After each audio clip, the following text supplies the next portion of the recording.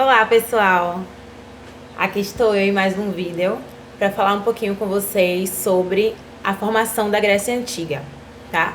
Eu coloquei um slide aí no Teams para vocês observarem.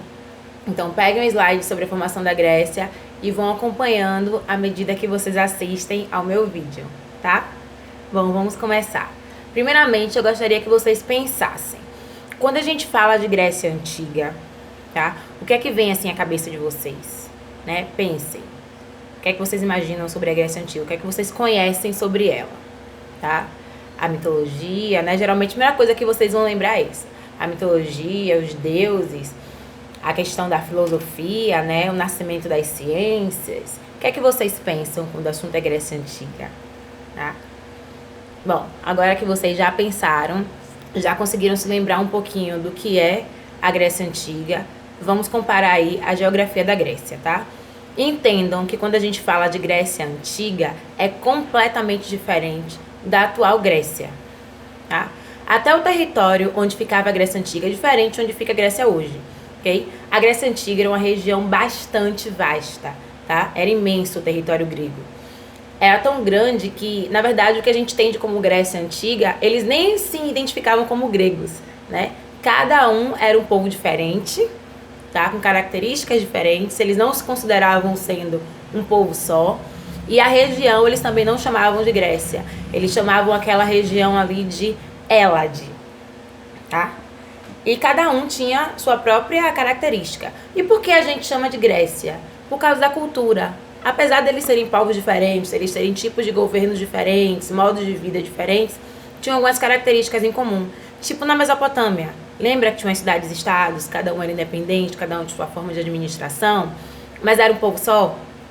Afinal, eles faziam parte da mesma região, que era a região da Mesopotâmia. Então, a Grécia era assim. A Grécia era uma grande região, tá? Que ficava localizada ali entre a Europa e a Ásia, certo? E a África.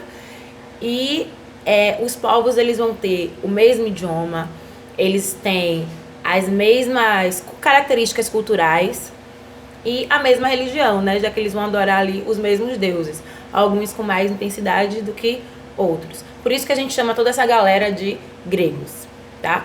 E a Grécia, ela vai se dividir inicialmente em 5 grandes regiões, né? A gente vai ter aí a Grécia peninsular, que é o que fica ali a península, né? Aquela região ali próximo ao Mar Jônico, Mar Egeu.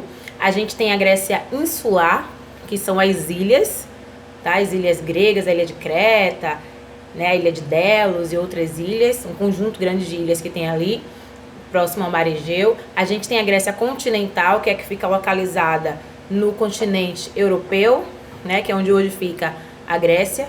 E a gente tem a Grécia oriental, que era muito próxima ali da Ásia, né? E a gente vai ter mais tarde, depois, formada a região da Magna Grécia, ok? Aí eu vou falar pra vocês, a professora tinha tantas Grécias, tantas regiões espalhadas assim, por quê? Vamos entender, tá?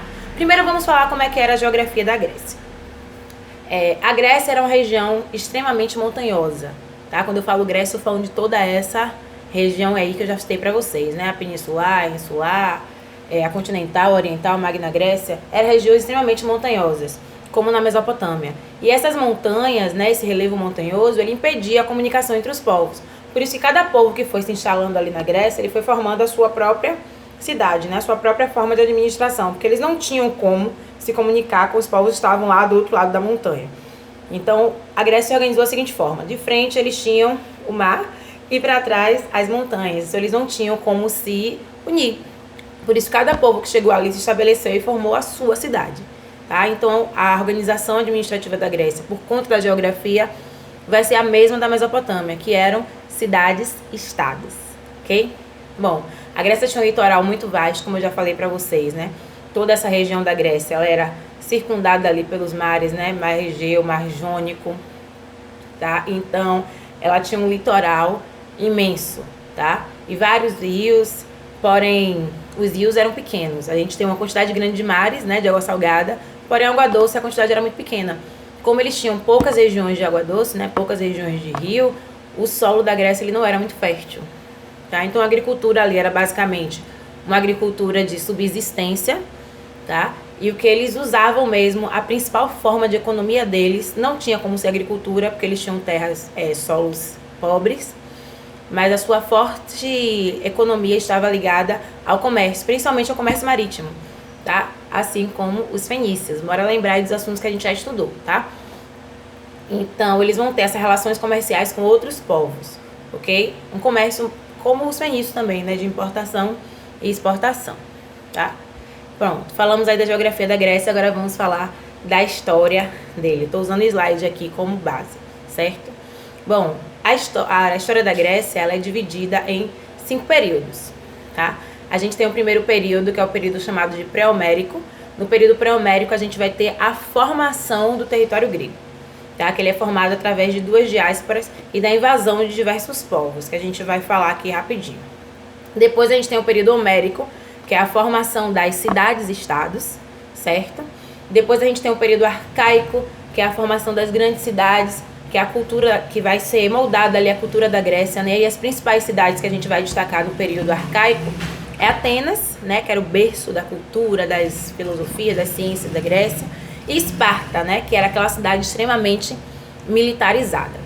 Depois a gente tem o período clássico, que ele é baseado pelas guerras, grandes batalhas que a Grécia vai enfrentar, como as guerras médicas que foram travadas contra os persas, as guerras do Peloponeso, que era aquela batalha entre Atenas e Esparta, e o período helenístico, né, que é o último período da história da Grécia Antiga, que é quando a Grécia vai ser dominada aí pelos macedônios e a sua cultura vai ser espalhada pela Europa, né? Depois os macedônios vão entrar para o Império Romano e a história da Grécia vai ruir, porém a sua cultura vai continuar bastante viva, né? Porque tanto os macedônios quanto os romanos, eles vão adquirir a cultura grega e a gente vai ver a cultura da Grécia espalhada, né, por toda Europa e Ásia, tá? Vamos começar falando do período pré-homérico, que é o período que se dá a formação da Grécia. Por que homérico? Porque o período homérico, tá, que vem em seguida, onde se formam as cidades-estados gregas, ele é baseado em 2 livros, né, nos livros do poeta Homero, por isso a gente vai chamar esse período de pré-homérico, tá? E aí a gente vai ter, no período pré-homérico, as invasões, onde vão vir povos, né, povos tanto da Ásia como povos indo-europeus, que vão invadir e vão dominar a Grécia. Um desses primeiros povos que vão chegar lá são os aqueus, tá? Aqueus são povos indo-europeus que eles vão chegar na Grécia, né? Eles vão se estabelecer ali, eles são povos nômades que chegam na Grécia à procura de terras férteis, eles acham uma região ali de terra fértil, pouco fértil, né? Mas enfim, e eles passam a se sedentarizar, então eles se fixam ali e formam grandes cidades. A principal cidade que os aqueus vão fundar é a cidade de Micenas, que mais tarde a gente vai falar bastante dela, tá? Quando os aqueus chegam na Grécia, eles encontram um reino bastante forte, bastante estabilizado, que é o reino que vai ser instalado ali na ilha de Creta, tá? Os cretenses, eles são povos que vieram ali da Ásia, da região da Turquia, que vão e se instalam na Grécia, na ilha de Creta, e eles passam a viver da agricultura, criação de animais e principalmente, como eu já falei, do comércio, né? O comércio deles era baseado no artesanato, onde eles fabricavam produtos, principalmente de ouro, prata, bronze, produtos também de cerâmica para vender. E a ilha de Creta é uma ilha bastante forte, eles formam um reino bem estruturado. A principal fonte da força da ilha de Creta eram seus palácios, né? Como eu coloquei no slide, se vocês vão ver aí, o palácio de Knossos, que ele representava uma grande fortaleza dos cretenses. E o povo de Creta, a cultura de Creta também é conhecida como cultura minoica, por conta dos reis. Lembra que no Egito o rei era chamado de faraó?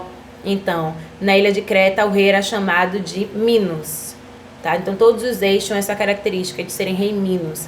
É da ilha de Creta que a gente vai ter a lenda do Minotauro, né? De Teseu e Minotauro.